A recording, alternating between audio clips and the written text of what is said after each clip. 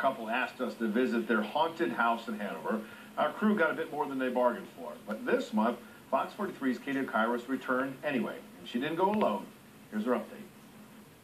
We're still hearing the most is the crying, the children crying. We get growls all the time. Doors are constantly being slammed. Since we last visited this home, the days are shorter and it gets darker faster.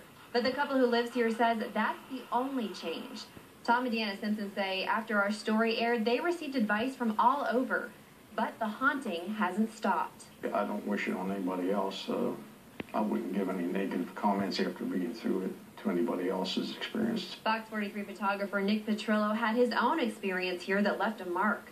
Last time he was scratched by something he couldn't explain. This is a very serious haunting, and anybody who comes in here needs to be careful. Homeowner Tom Simpson has received a similar scratch, one he's talked about before on a haunting reality show shot months before we visited. I was sitting there at the table and we were just kidding around one day and heard something, and I said, oh, it's probably your ghost, because I was very skeptical. Looked down and I had a scratch right across my wrist here. So that was a personal thing that had happened to me. It kind of makes you go from being a skeptic to believing. On this visit, we had some company.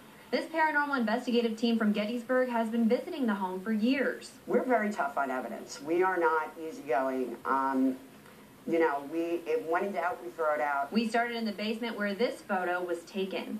The homeowners say it's a demon. This is the team who captured that photo. They've conducted several investigations in the basement. There's definitely a very ominous, negative spirit in the basement of this house. I have absolutely no doubt about that. We have caught a woman and children also in the home, so there are very many spirits here. The team set up the camera system and a green beam light system to track any movement. Their clips picked up what looked like orbs. They say it's a sign of spirit activity. The team planned to do an EVP reading. It stands for Electronic Voice Phenomena. They're trying to pick up sound from any spirits who might be there. Real-time EVP, so I can actually hear what's going on in the environment as we're recording. Photographer Becca Knier came along with me this time. Lucky her. Do you not like Katie and Becca being here filming? Wow, that was really weird. It almost sounded like something said Becca. Twice, it sounds like something says the name Becca. Here it is on the team's spirit box. Say one of our names, please, okay?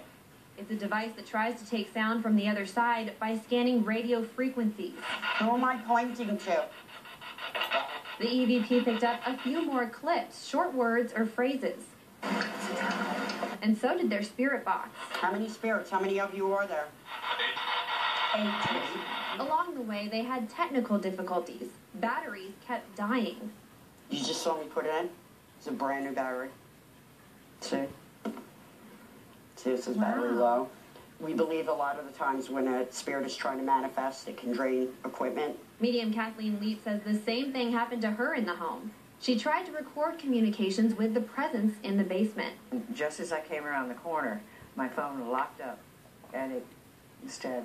Leap says she senses multiple spirits in the home. When I came in here, I was surprised at just how heavy it is.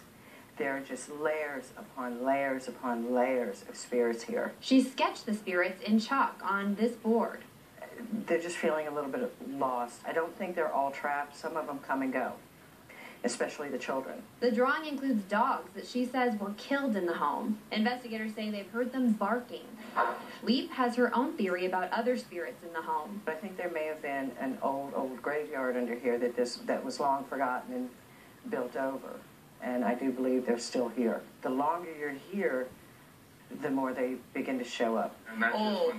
But this time, only one person felt a ghostly touch. Soon after they arrived, investigator Brigid Goode felt her hair pulled.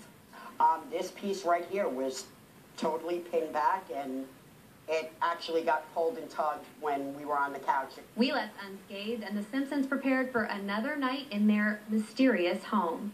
Don't judge a book by its cover. Don't judge me or my family when you're not living in this position. In Hanover, York County, Katie Kairos, Fox 43 WPNT.